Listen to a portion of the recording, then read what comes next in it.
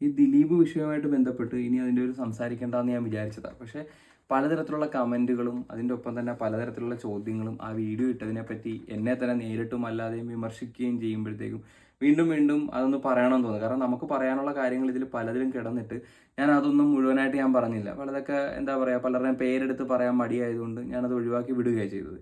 ഇപ്പം ഇവരൊക്കെ എല്ലാവരും പറയുന്നുണ്ട് ഈ അതിജീവിതയ്ക്കൊപ്പം. എന്താണ് ഇവർ ഈ അതിജീവിതയ്ക്കൊപ്പം എന്നുകൊണ്ട് ഉദ്ദേശിക്കുന്നത്? ഈ അതിജീവിത എന്ന് പറയുന്ന ഒരു സിനിമാ നടി മാത്രമല്ല, നമ്മുടെ സമൂഹത്തിൽ പീഡനങ്ങളും അല്ലെങ്കിൽ പലതരത്തിലുള്ള ഇത് എന്താ കാര്യങ്ങളൊക്കെ ഏറ്റുവാങ്ങുന്ന ഒത്തിരി സ്ത്രീകളുണ്ട്. ആ സ്ത്രീകൾക്കൊന്നും ഇല്ലാത്ത ഒരു കാര്യമാണ് ഇതിൽ അതിജീവിത എന്ന്, അതിജീവിതയ്ക്ക് വേണ്ടി എന്നും പറഞ്ഞ് സംസാരിക്കുന്നത്. ഇപ്പം അങ്ങനെ നോക്കുകയാണെന്നുണ്ടെങ്കിൽ പല കേസുകളുണ്ട്, അതിലേക്ക് ഞാൻ വരാം. അതിനു മുമ്പ് വെക്കട്ടെ, ഇപ്പോൾ ഒരു സിനിമാ നടി ആയതുകൊണ്ട് അല്ലെങ്കിൽ ഇത്രയും സെൻസേഷൻ ആയ ഒരു ഇഷ്യൂ ആയതുകൊണ്ട് മാത്രമാണ് അതിജീവിതയ്ക്കൊപ്പം എന്നുള്ള രീതിയിൽ ഒരു ഹാഷ്ടാഗോടുകൂടി അല്ലെങ്കിൽ അതിനെക്കുറിച്ച് ഒരുപാട് പേര് സംസാരിക്കുന്നത്. നമ്മുടെ ഈ സമൂഹത്തിൽ ഒരുപാട് അതിജീവിതമാരുണ്ട്.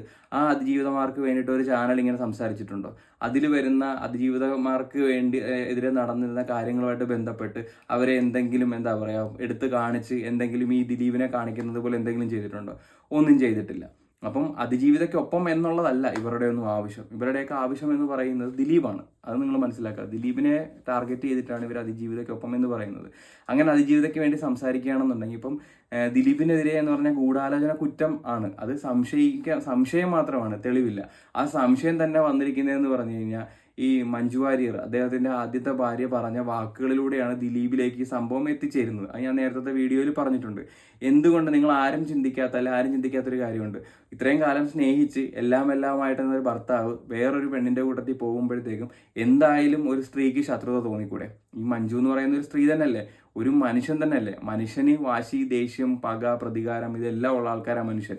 അപ്പം തൻ്റെ ജീവിതം നഷ്ടപ്പെടുത്തിയ ഒരു പെണ്ണിനോടും അതിനുശേഷം നഷ്ടപ്പെടുത്തി പുതിയൊരു പെണ്ണിൻ്റെ കൂടെ ജീവിക്കുന്ന ഒരാളോട് ശത്രുത തോന്നിക്കൂടെ? ആ ശത്രുത പുറമേ കാണിച്ച് വെറുതെ എന്താ പറയുക മറ്റുള്ളവരുടെ മുമ്പിൽ നെഗറ്റീവ് ആകാതെ മനസ്സിൽ വെച്ച് പെരുമാറിയതായിക്കൂടെ ഈ ദിലീപിൻ്റെ പേരെടുത്തിട്ടൊരു സംഭവം? പിന്നെ ഈ പറയുന്ന ആദ്യ ഭാര്യയ്ക്ക് ഹോൾഡിന് എന്തെങ്കിലും കുറവുണ്ടോ? ഇല്ല. ക്യാഷിന് എന്തെങ്കിലും കുറവുണ്ടോ? ഒന്നുമില്ല. അപ്പോൾ ബന്ധങ്ങളും ഇതും എല്ലാം ഉണ്ട്. അത് ഒന്ന് മിസ്യൂസ് ചെയ്തതായിക്കൂടെ എവിടെയും വരാത്ത രീതിയിൽ ദിലീപിൻ്റെ പേരെടുത്തിട്ട്? അപ്പോൾ ഈ ദിലീപിൻ്റെ പേര് വന്ന സമയത്ത് എല്ലാവർക്കും യഥാർത്ഥ പ്രതിയായിരുന്നില്ല ആവശ്യം. ദിലീപാണ് ചെയ്തത്, ദിലീപാണോ ചെയ്തത് എന്നുള്ള രീതിയിലായിപ്പോയി കാര്യങ്ങൾ. അപ്പോഴും യഥാർത്ഥ പ്രതി എവിടെയോ ഇരുന്ന് ഇത് കണ്ടുകൊണ്ടിരിക്കുക. അല്ലെങ്കിൽ യഥാർത്ഥ പ്രതി എന്ന് പറയുന്നത് ഒരു കൂട്ടം ആൾക്കാർ. നമ്മളിപ്പോൾ ഈ സിനിമയിൽ നമ്മൾ കണ്ടിട്ടുണ്ട്, വിക്രമിനെ ഒതുക്കാൻ വേണ്ടിയിട്ട്, വിക്രമിൻ്റെ ക്യാരക്ടറിനെ ഒതുക്കാൻ വേണ്ടിയിട്ട് എല്ലാവരും കൂടെ കൂടുന്നു. ആ ടൈമിൽ ലാസ്റ്റ് വന്ന് സുരേഷ് ഗോപി സിഗരറ്റും കത്തിച്ച് വരുന്ന സീനുണ്ട്. അതുപോലെ എല്ലാവരും കൂടെ ചേർന്ന് സംഭവം ഉണ്ടാക്കി ഇതിലൊരു മെയിൻ വില്ലൻ ഉണ്ടോ ഇല്ലയോ എന്നുള്ള കാര്യം നമുക്ക് പറയാൻ പറ്റത്തില്ല. അത് ഞാൻ മുൻ വീഡിയോയിൽ പറഞ്ഞതുപോലെ ചിലപ്പം ലാലിൻ്റെ മകനോ ആകാൻ, കാരണം മട്ടാഞ്ചേരി മാഫിയായിട്ട് ഒരുപാട് ബന്ധങ്ങളുള്ള ആളാണ് ലാൽ എന്നൊക്കെ പറഞ്ഞു കേട്ടിട്ടുണ്ട്. അപ്പം അങ്ങനെ ആവാം. അതുകൂടാണ്ട് പൃഥ്വിരാജിൻ്റെ പങ്ക് ഞാൻ എടുത്ത് പറഞ്ഞിട്ടുണ്ട്. പൃഥ്വിരാജ് നല്ല രീതിയിൽ ദിലീപിനെ ഒതുക്കാൻ വേണ്ടി ശ്രമിച്ചിട്ടുണ്ട് എന്നുള്ള രീതിയിലൊക്കെ പറഞ്ഞിട്ടുണ്ട്. ഇപ്പം ദിലീപ് പലരെ ഒതുക്കി എന്ന് പറയുമ്പോഴത്തേക്കും ദിലീപ് മലയാള സിനിമയ്ക്ക് വേണ്ടി എന്തൊക്കെ കാര്യങ്ങൾ ചെയ്തിട്ടുണ്ട്, മലയാള സിനിമയുടെ വളർച്ചയ്ക്ക് വേണ്ടി ഒരുപാട് കാര്യങ്ങൾ ചെയ്തിട്ടുണ്ട്. ഈ പൃഥ്വിരാജ് എന്ന് പറയുന്ന വ്യക്തി സ്വന്തം നേട്ടങ്ങൾക്ക് വേണ്ടി മാത്രമാണ് ഓരോ കാര്യങ്ങൾ ചെയ്തിരിക്കുന്നത്. എന്നിട്ടും പലരും പൃഥ്വിരാജിനെ സപ്പോർട്ട് ചെയ്ത് വരെ കാര്യങ്ങൾ ചെയ്യുന്നുണ്ട്. പൃഥ്വിരാജ് എന്നും മോഹൻലാൽ എന്ന് പറയുന്ന ഒരു വ്യക്തിയെ മാർക്കറ്റ് ചെയ്തിട്ടാണ് പലതും ചെയ്യുന്നത്. പക്ഷേ ദിലീപ് അങ്ങനല്ല. ഈ മലർവാടി ആർട്സ് ക്ലബ്ബ് അങ്ങനെ അതിൻ്റെ അകത്തൂടെയൊക്കെ ആണെന്നുണ്ടെങ്കിലും ഈ നിവിൻ പോളി വരാൻ വരെ സാഹചര്യം ഉണ്ടാക്കിയത് ദിലീപ് ചെയ്തിട്ടുണ്ട്. അതിലോട്ടൊന്നും ഞാൻ പോകുന്നില്ല. അപ്പം ഞാൻ പറയാൻ ഉദ്ദേശിച്ച ഈ അതിജീവിതയുടെ കാര്യം പറയുമ്പം ഇപ്പം വേടൻ എന്ന് പറയുന്ന ഒരു വ്യക്തി പീഡിപ്പിച്ചതിന് ഡയറക്റ്റ് തെളിവും പെൺപിള്ളേർ മൊഴി കൊടുക്കുകയും അതുപോലെ തെളിവുകൾ ഉൾപ്പെടെ വന്ന് കുറ്റം അയാളുടെ ഉണ്ട്. കാരണം തെളിവുകളുടെ ഇതിൽ അയാൾ തന്നെയാണ് ചെയ്തതെന്നറിയാം. അതുപോലെ കഞ്ചാവ്, മയക്കുമരുന്ന് അങ്ങനെയുള്ള കാര്യങ്ങളിലൊക്കെ പുള്ളിയുടെ സംഭവം വന്നിട്ടുണ്ട്. ഇതൊക്കെ വന്നിട്ടും ഇപ്പോഴും എല്ലാവരും അയാളെ പ്രൊട്ടക്ട് ചെയ്യാനാണ് നോക്കുന്നത്. അയാളൊരു തെറ്റ് ചെയ്തപ്പോൾ 2 അതിജീവിതമാരുണ്ട്. ആ അതിജീവിതമാർക്ക് നീതി ലഭിക്കണമെന്ന് ഒരുത്തനും പറഞ്ഞിട്ടില്ല. കാര്യം അവർ സിനിമാ നടിയല്ല, ക്യാഷ് ഉള്ളതല്ല, അവർക്ക് സപ്പോർട്ടില്ല, പാവപ്പെട്ട പെൺപിള്ളേരായതുകൊണ്ട് അവരെ അതിജീവിതമായിട്ട് ആരും കാണുന്നില്ല. നേരെ മറിച്ച് അവിടെ എല്ലാവരും വേടനെ സപ്പോർട്ട് ചെയ്യുകയോ ചെയ്യുന്നത്, വേടനെ പുണ്യാളനാക്കാൻ നോക്കുകയോ ചെയ്യുന്നത്. എന്നാൽ പ്രഥമ ദൃഷ്ടിയാ തന്നെ തെറ്റ് ചെയ്തിട്ടുള്ള പല കാര്യങ്ങളും അതിൻ്റെ അകത്തുണ്ടായിട്ട് അതൊന്നും ആർക്കും കാണേണ്ട ആവശ്യമില്ല. അവിടെ ഒരു അതിജീവിതയും ആർക്കും ആവശ്യമില്ല. അവിടെ വേടനെ പ്രൊട്ടക്ട് ചെയ്യണം. അപ്പം മലയാളികളുടെ സ്വഭാവം എന്ന് പറഞ്ഞാൽ വേടനല്ല, ഇതെല്ലാവരും ഒരു കാപട്യം മാത്രം കാണിച്ചുകൊണ്ടിരിക്കുക. അവനവൻ എന്ത് ചിന്തിക്കുന്ന, അല്ലെങ്കിൽ ഈ മീഡിയാസ് പറയുന്ന, ഒന്നും കൂടെ ഞാൻ പറയട്ടെ, ഈ ജഡ്ജിമാരാണ് കാര്യങ്ങൾ തീരുമാനിക്കേണ്ടത്, അല്ലാതെ മാധ്യമ ജഡ്ജിമാരല്ല. മാധ്യമങ്ങൾ എന്ന് പറഞ്ഞാൽ കാശ് മേടിച്ച് എന്ത് വേണമെങ്കിലും ചെയ്യാം, ഏത് പക്ഷത്തിൻ്റെയും കൂടെ നിൽക്കാം. അവർ വേണമെങ്കിൽ ആടിനെ പട്ടിയാക്കാൻ അവർക്ക് പറ്റും. ഈ പറയുന്ന രീതിയിൽ ദിലീപിന്റെ മുൻ ഭാര്യ വിചാരിച്ചാൽ പോലും ആടിനെ പട്ടിയാക്കാനായിട്ട് ക്യാഷ് കൊടുത്ത് എന്തെങ്കിലും ചെയ്യാൻ പറ്റും. അപ്പം അതേപോലെ പട്ടിയാക്കിയ കാര്യങ്ങൾ നാട്ടുകാരെ മൊത്തം ഒരു ചാനലിലൂടെ ഇരുന്ന് കാണിച്ചപ്പോഴത്തേക്ക് ദിലീപ് എന്ന് പറയുന്ന വ്യക്തിക്ക് വാതുറക്കാൻ പോലും സമയമില്ല. നേരെ മറിച്ച് മീഡിയാസിലൂടെ അവർക്ക് എന്ത് വേണേലും വിളിച്ചു പറഞ്ഞ് ഓരോ മനുഷ്യരുടെ ഇടയിലോട്ടും മനസ്സിലോട്ടും ഓരോ കാര്യങ്ങൾ കുത്തിവെക്കാൻ പറ്റും.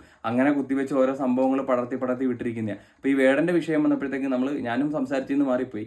ഈ വേടന്റെ വിഷയം വന്ന സമയത്ത് ആരെങ്കിലും ആ അതിജീവിതയെക്കുറിച്ച് ചിന്തിച്ചിട്ടുണ്ട്? അപ്പം അതിജീവിതയ്ക്കൊപ്പം എന്ന് പറയുന്നത് മൊത്തം കാപട്യമാണ്. കാരണം അതിജീവിതയ്ക്ക് വേണ്ടിയിട്ടല്ല എല്ലാവരും സംസാരിക്കുന്നത്. എല്ലാവർക്കും ഒരു വ്യക്തിയെ ടാർഗറ്റ് ചെയ്ത് അയാളെ ഇല്ലാതാക്കാൻ വേണ്ടിയിട്ട് നോക്കുക. കാരണം ഇയാളെ സംബന്ധിച്ചിടത്തോളം ഇയാളെ വളരാൻ വിട്ടുകഴിഞ്ഞാൽ മലയാള സിനിമയിൽ ഇനിയും എന്താ പറയുക, കിരീടം വെക്കാത്ത രാജാവിനെ കണക്ക് അയാൾ ഭരിക്കാൻ വരുമെന്ന് ഉറപ്പുള്ളത് കൊണ്ട് തളർത്തി വിട്ടതാണ്. അത് പല കാര്യങ്ങളും കൊണ്ട് മനസ്സിലാക്കാൻ പറ്റുന്ന കാര്യമേ ഉള്ളൂ. പക്ഷേ ഈ ഒരു കാപട്യമാണ് നോക്കേണ്ടത്. അപ്പോൾ ഇനിയിപ്പം അതിജീവിതയ്ക്ക് നീതി കിട്ടിയോ ഇല്ലയോ എന്ന് ചോദിക്കുകയാണെന്നുണ്ടെങ്കിൽ ഇപ്പോഴത്തെ വിധിയിൽ കുറച്ച് കാര്യങ്ങൾ സംതൃപ്തികരമായിട്ടുള്ളതുണ്ട്. കാരണം ഇത്രയും വലിയ കുറ്റം ചെയ്ത ഇവർക്ക് ഈ ഒരു 20 വർഷത്തെ കഠിന തടവ് പോരാ.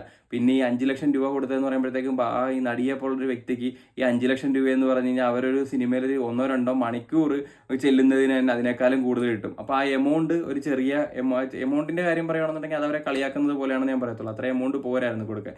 പിന്നെ എമൗണ്ടിനെ നമ്മൾ കാശിന്റെ കാര്യമല്ല, അവർ അനുഭവിച്ച ട്രോമയും കാര്യങ്ങളും വെച്ച് നോക്കുമ്പോഴത്തേക്ക് പണമല്ല അതിൻ്റെ അകത്ത കാര്യം.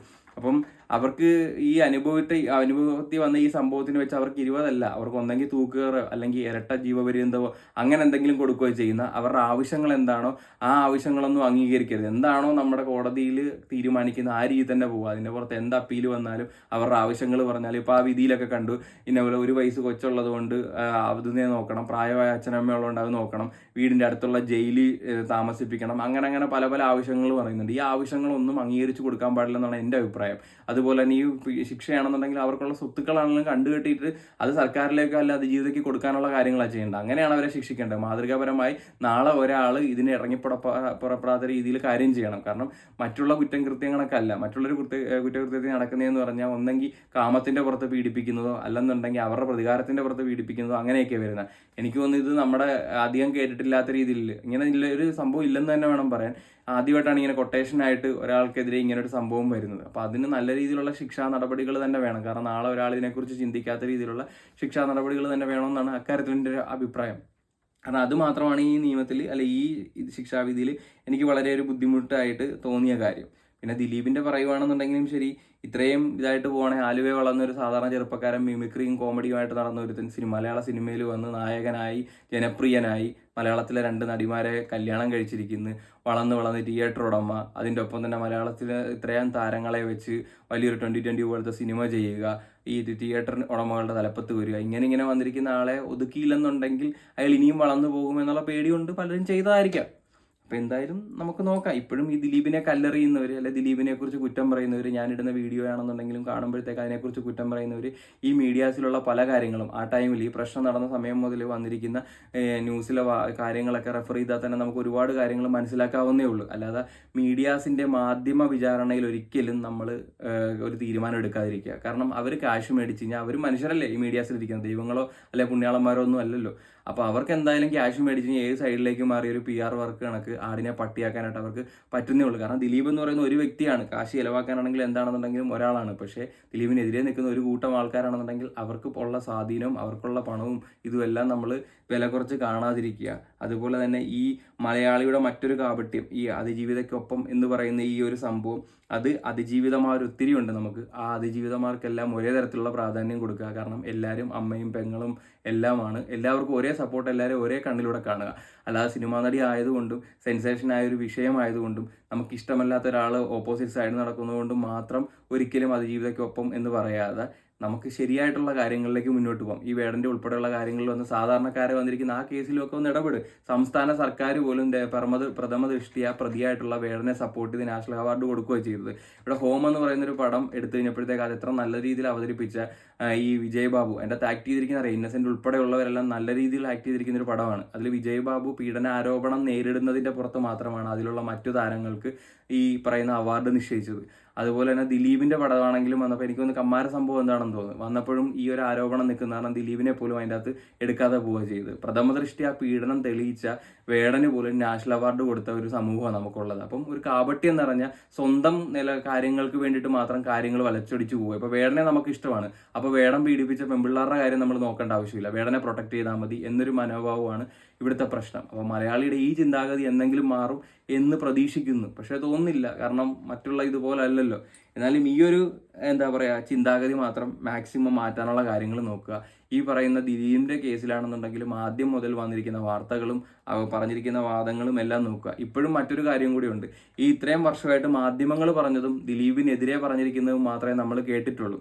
ദിലീപിന്റെ ഭാഗം എന്താണെന്ന് നമ്മൾ ഇന്ന് വരെ കേട്ടിട്ടില്ല. കാരണം കേസ് നിലനിൽക്കുന്നുണ്ട്. ദിലീപിന്റെ ഓരോ ഇന്റർവ്യൂവിലും പറയുന്നുണ്ട് എനിക്കൊന്നും പറയാനുള്ള സാഹചര്യമല്ല ഇപ്പോഴെന്ന്. സത്യമാണ്. കാരണം കോടതി അയാളുടെ വാ മൂടിക്കെട്ടിയിരിക്കുകയായിരുന്നു. ഇനിയാണ് അയാൾക്ക് പറയാനുള്ള സമയം വരുന്നിരിക്കുന്നത്.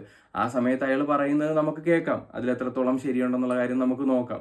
അല്ലാതെ മാധ്യമങ്ങൾ അവർ പറയുന്നത് ഈ മുഖ്യധാര മാധ്യമങ്ങളെല്ലാം ഞാൻ നേരത്തെ തന്നെ പറഞ്ഞിട്ടുണ്ട്, എൻ്റെ പേഴ്സണൽ അനുഭവത്തിലും വന്നിട്ടുള്ളതാണ് ക്യാഷ് കൊടുത്തതിൻ്റെ പേരിൽ വാർത്ത വളച്ചൊടിച്ചൊരു സംഭവം വന്നിരിക്കുന്നത്. അപ്പം അത് കാരണം അത് കണ്ണോടച്ച് വിശ്വസിക്കാതെ നമ്മൾ ബാക്കിയുള്ള കാര്യങ്ങൾ നോക്കുക.